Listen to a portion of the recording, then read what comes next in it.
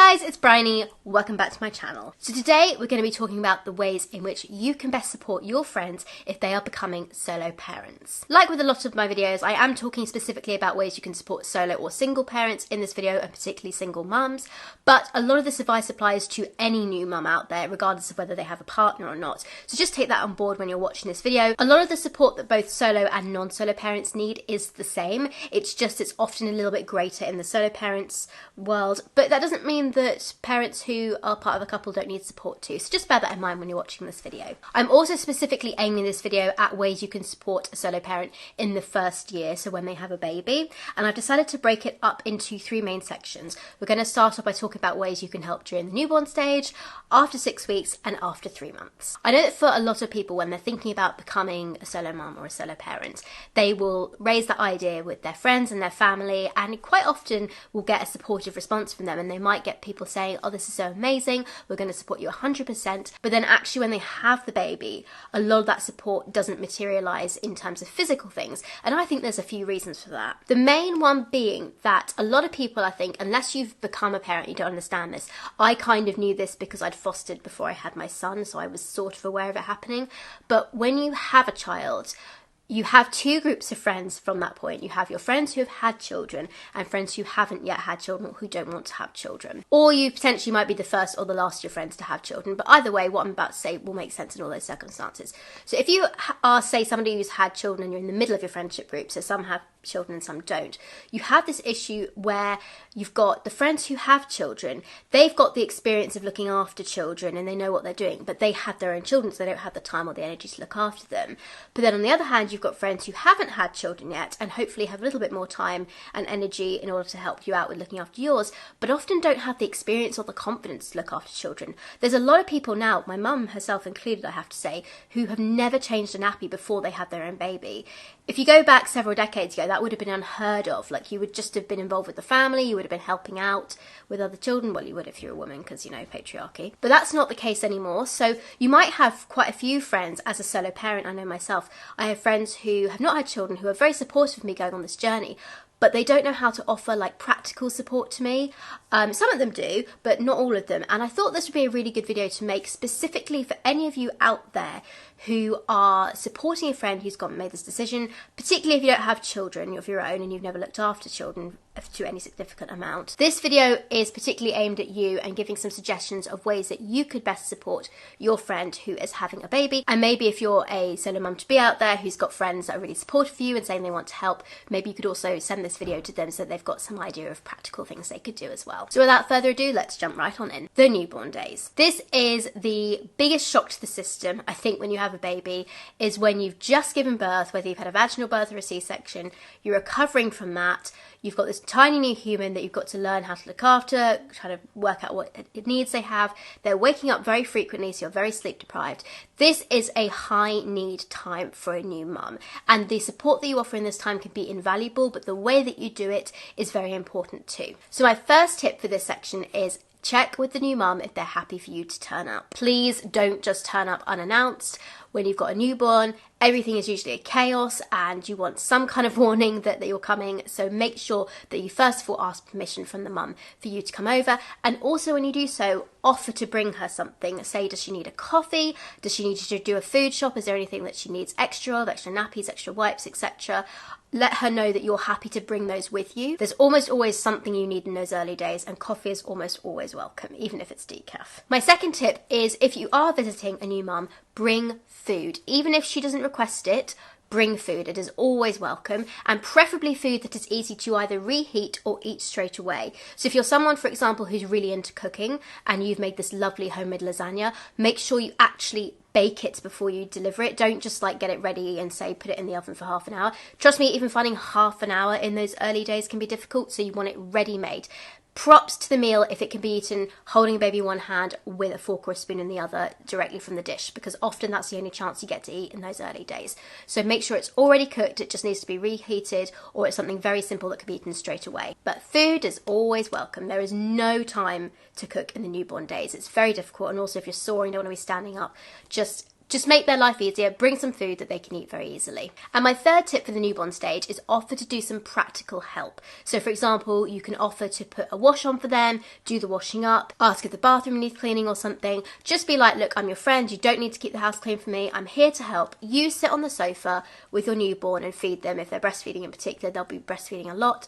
Just say to them, what do you want me to get for you? What do you want me to tidy up? Do you want me to do any of this kind of washing, etc.? Those practical chores are much more helpful than offering to come over and hold the baby while they do something. It is possible that you might have a mum who does want you to do that, who would like you to hold them while they quickly go and grab a shower or put a wash on or something if they want things done a very certain way. Some people are like that. But most of the time, they want to hold their baby and they'd like things to be done around them, so offer to do that stuff, and if they want the other, then they'll ask you for that. Those are things that I think are the most helpful in the newborn days, because when a baby's that small, realistically, mums aren't going to want to leave them at all. They're going to bring them everywhere with them. If they're breastfeeding, they'll be breastfeeding constantly. So the practical stuff of like bringing food, bringing things to them at the house, coming to see them, that's the really helpful bit. And also social interaction is very important in those early days too, because those are some of the most high risk times for postpartum depression. After 6 weeks. So the newborn stage lasts approximately 6 weeks. They don't magically change on the 7th week. It's just that they start to get into what I find a little more of a routine at around 7 weeks, or they're just a bit bigger. Often they're outgrowing their newborn clothes by this point if they fit into them in the beginning in the first place, if you didn't have a massive baby. And I think this is the point at which a few other things can be helpful too. So my first tip would be to ask them if they would like an hour or two to themselves while you take the baby for a walk around the block or to a local cafe. Solo parents, remember, don't have another person to hand off to in the day, so it's not something they're able to do themselves. They can't wait for their partner to get home and go for a walk on their own or to, take a shower on their own. We have always got the baby in our care. We always have to be planning around them. And so there's never any sort of time off where there's somebody else to look after the baby. So offering to do that can be really helpful. They may or may not want it at this point. They may feel it's still too early, but I do think it's a good thing to offer. I helped a friend out when she had an 8-week-old where even though she was breastfeeding, she was able to express some milk for me to take in a bottle. And I just took her son for, I think, about an hour and a half. I took him out the house for her for a bit. I said, just have a shower, take a nap, whatever you need to do. I'll be with him and I'll take him out. We'll go and sit in a cafe, someone have something to eat, walk around the block. We went to the park for a little bit and then I brought him back, and it just gave her a little bit of breathing space and enough time to do what she wanted to do. And I think she did have a shower, but she didn't have a nap. She did some tidying up or something that she wanted to get done. But it was just time for her. And that can be really invaluable to a solo mum. So it's a good chance to offer to do this at this point.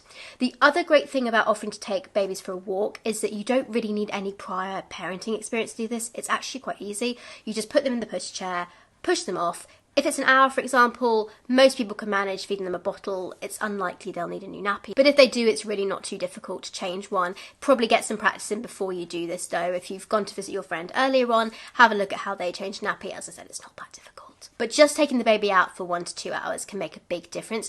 And it's a short enough period of time that a new mum can usually cope with that. If it was any longer at this stage, I think it's a bit too much. But for an hour or two, it's a really great help for a lot of mums. My second tip is offer to bring coffee or meet somewhere for coffee.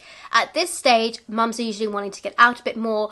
Hopefully, you're mostly recovered from your birth at this point. And so actually getting out and about could be a really good thing. But if they're not yet feeling confident enough to leave the house, offer to go and pick up some drinks and bring them to them. And you can sit on the sofa and have a great natter there. Social connection is really important, as I said before, with the newborn stage, and even here too. Motherhood can be a really lonely time, particularly at the early days of motherhood where you're up a lot, you're very sleep deprived.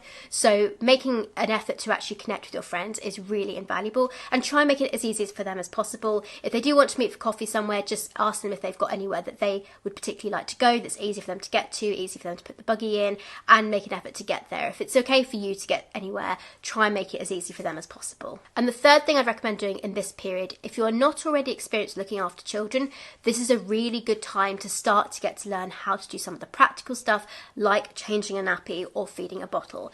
This will help your friend even more as time goes on, because if you start to get to grips with some of these practical things, there's not actually a lot to looking after a baby. It is just feeding them and changing them and cuddling them and putting them to sleep, etc.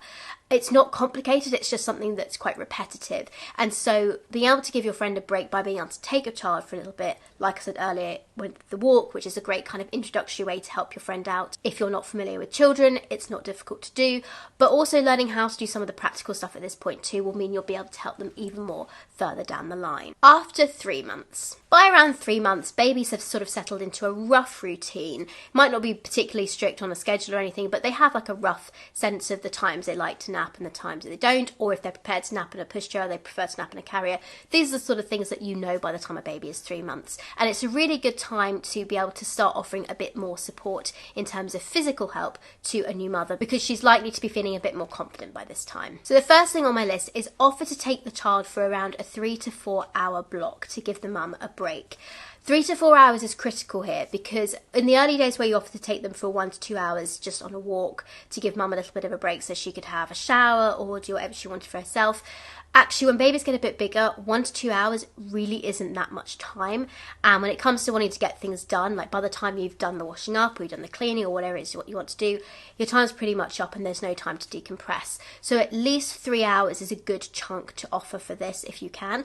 They might come back to you and say, actually, I'd only feel comfortable leaving him or her for an hour at this point, and that's fine too.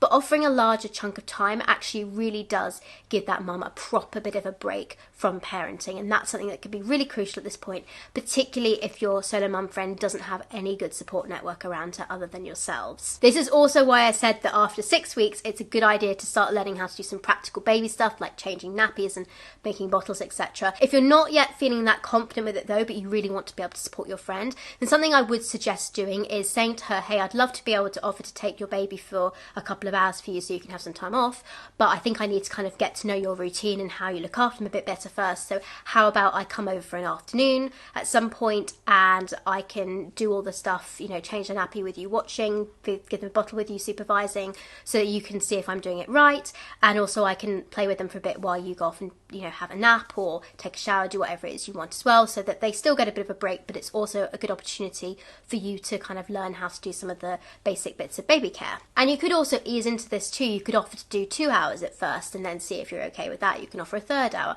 Once you've looked after them a couple of times, you'll feel a lot more confident with it, and so being able to work up to being able to offer them a 3 to 4 hour block of time off could be really invaluable to any solo mum that you know. My second tip for this period is offer to come over for a takeaway dinner. Once you become a solo parent, going out in the evenings is actually quite difficult to do, and depending on the kind of baby that you have, some of them are more willing to sleep in prams on the go than others.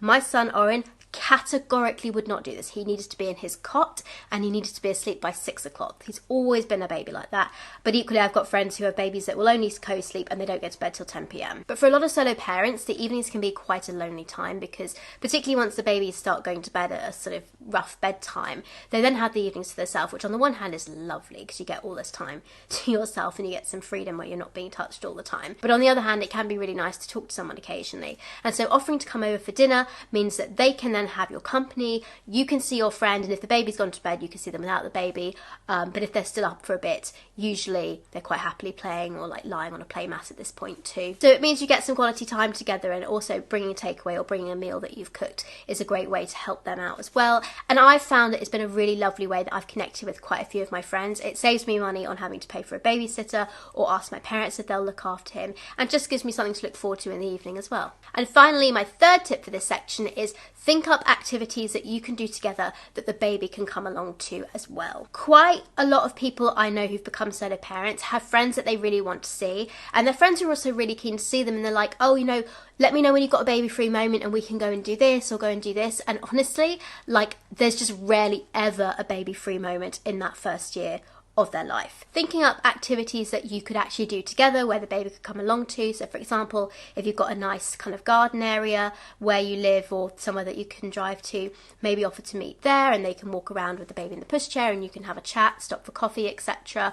Also bear in mind that as babies get older, their needs are going to change. So something you could easily do with a baby who is 6 months old, you won't necessarily be able to do with an 11-month-old. For example, Oren is now 11 months old and he is so much more active than he was at 6 months. So I really need to go somewhere where I can either put him in a high chair and sit and have coffee with a friend, or I have like a soft play area that he can go and I can sit somewhere else near him and talk to my friend there. So the needs of the children will change as they get bigger, so just be prepared for that. But thinking out things you can do together, there's more things than you might think actually, because you know, sometimes people like walking and we can carry them or put them in hiking backpacks. Being included is nice, but if you can think of a way that you can include the baby as well, that is going to make such a difference to your friend. And if you're a bit stuck for ideas, then maybe just say to them, hey, would you like to hang out at some point? Give them a date and say, do you want to make any suggestions of things that are going to work for you and baby? And that way they're going to feel included and can maybe make a suggestion of, what about this or this? So that's another way you can help your friend feel really included in what you're doing. So I really hope that was helpful. Like I said, this particular advice was specifically for supporting solo mums in their first year of parenthood. My son is almost 1 now, which is insane. I can't believe it. How have he got so big? But I might make this video in like a year or two's time and say how you can support a solo mum with a toddler or something. Maybe we'll see. But I do hope it maybe gave you some ideas if you're somebody who's looking to support a solo mum and you're not really sure what would be helpful. Like I also said at the beginning of this video, a lot of this stuff is going to help parents even if they are not solo or single parents. So just be sure to offer it to them as well if you're trying to support a new mum. It's tougher than you think, and often partners, particularly once they've gone back to work, there's not much support for them in the day as well. So if you are able to do that, then maybe consider doing it too. And if you are someone that's looking to support a solo parent, thank you so much for being such a wonderful support. All the connections and our villages around us make such a difference in our life of raising our wonderful children. Thank you so much for watching, guys. Do please subscribe. A special thank you as always to my precious star superstars who support the channel. If you're interested in joining and seeing what little added benefits you get, click on the link on the join button down below or in the description box. Thank you for watching, guys. Do please subscribe and I will see you next week. Bye everyone. Have a great day.